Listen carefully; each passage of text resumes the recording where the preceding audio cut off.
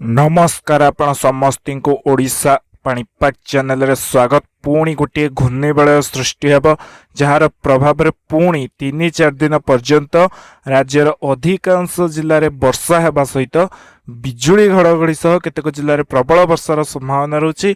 तो ये घूर्णिबलय जो सृष्टि हेब ता लघुचाप रूप नेब कि नहीं एवं तार प्रभाव रे जो 2-3 दिन पर्यंत वर्षा हेब क्यों क्यों जिले में केते तारिख रे प्रभाव अधिक रहिबो से संपर्क में संपूर्ण भाव जानिया पे भिडियोटी को संपूर्ण रूपे शेष पर्यंत देखंतु वर्तमान समय रे राज्य में वर्षार परिस्थिति कमिची किंतु पुणी राज्य में वर्षा हेबार संभावना रही। आगामी 2 दिन 48 घंटा राज्य अधिकांश जिले में वर्षा हेब, केतेक जिले में प्रबल वर्षा हो पारे कारण पश्चिम और उत्तर ओडिशा उपर गोटे घूर्णिबलय सृष्टि हेब ताहा मध्य लघुचाप रूप नहीं पारे किंतु जो घूर्णिबलय सृष्टि हेब तार प्रभाव में विशेषकर वर्षा वर्तमान समय तो किछि उपकूल एवं उत्तर ओडिशा रे हेउची आगु मध्य हबार संभावना रही। 48 घंटा बिजुली घड़घड़ी सह वर्षा हेब।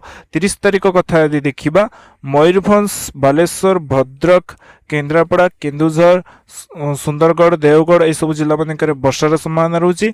मयूरभंज बालेश्वर भद्रक जाजपुर केन्द्रापड़ा यह सब जिलार गोटे 2टी स्थान में प्रबल वर्षा हो पारे।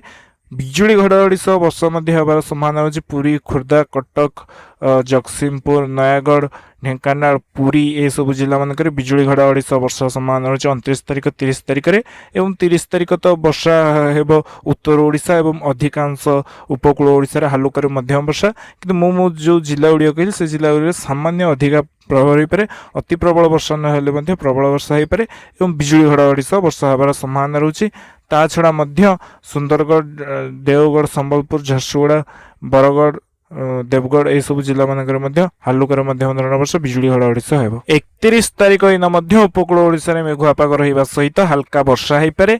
केन्दुझर मयूरभंज बालेश्वर भद्रक जाजपुर देवगढ़ सुंदरगढ़ झारसुगुड़ा संबलपुर रे वर्षा रही पारे। गोटे 2टी स्थान में मयूरभंज बालेश्वर भद्रक जाजपुर केन्दुझर गोटे 2टी स्थान में प्रबल वर्षार संभावना रहुछि। तो वर्षा हेउछि वर्तमान समय किछि जिले में 30 तारिख 31 तारिख मध्य उपकूल एवं उत्तर ओडिशार अधिकांश जिला मानक वर्षार संभावना रहुछि एवं अपराह्न समय पुरी जगतसिंहपुर कटक खोर्धा ये सब नयागढ़ ये सब जिला मानक बिजुली घड़घड़ी सह वर्षार संभावना रहुछि। हल्का वर्षा हो पारे गंजाम गजपति कंधमाल रायगड़ा ये सब जिला मानक किंतु ये सब जिला मानक बेसी वर्षार संभावना नहीं जेहेतु घूर्णिबलयटी सृष्टि हो उत्तर ओडिशा उपरे तेणु उत्तर ओडिशा एवं उपकूल ओडिशा रे वर्षा रहिबो 31 तारिख पर्यंत। अगस्ट 1 परठारु राज्यर समस्त जिला मानक वर्षार प्रभाव कमिबो तापर पुणी लघुचाप सृष्टि हेले राज्य में वर्षार प्रभाव बढ़िबो किंतु अगस्ट 1 पर केबे लघुचाप सृष्टि हो वर्तमान समय आकलन करा जाय नै। अगस्ट 1 परठारु राज्य में वर्षार प्रभाव कमिजिबो तापर केबे लघुचाप सृष्टि हेबो तार प्रभाव ओडिशा रे किपरि रहिबो से संपर्क में आपण जानि परिबे। आपण माने सबुले जोड़ी रुहंतु ओडिशा दर्शक आगु आस्ते पाणीपाग खबर सर्वप्रथमे पाइबा।